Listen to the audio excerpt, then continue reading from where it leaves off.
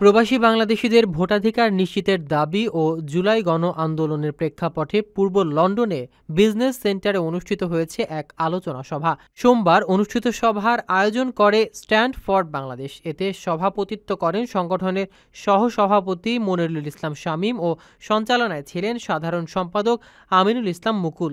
প্রধান অতিথি হিসেবে উপস্থিত ছিলেন ব্যারিস্টার নাজির আহমেদ। বিশেষ অতিথি ছিলেন ব্যারিস্টার সাইফুদ্দিন খালেদ, সাংবাদিক ওয়ালিউল্লাহ নোমান, আমিন চৌধুরী ও সাংবাদিক রহমত আলী। বক্তারা বলেন, ১.৫ কোটির বেশি প্রবাসী রেমিটেন্স পাঠিয়ে দেশের অর্থনীতিকে সচল রাখছেন, অথচ তাদের ভোটাধিকার এখনও নিশ্চিত হয়নি।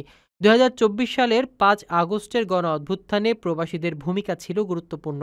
তারা ১ মাস রেমিটেন্স বন্ধ রেখে দেশের সরকারের ভিত কাঁপিয়ে দিয়েছিল। সভায় বক্তারা জুলাই সনদ প্রণয়নের দাবি জানিয়ে বলেন, নির্বাচনের আগেই প্রবাসীদের ভোটার তালিকাভুক্ত করতে হবে।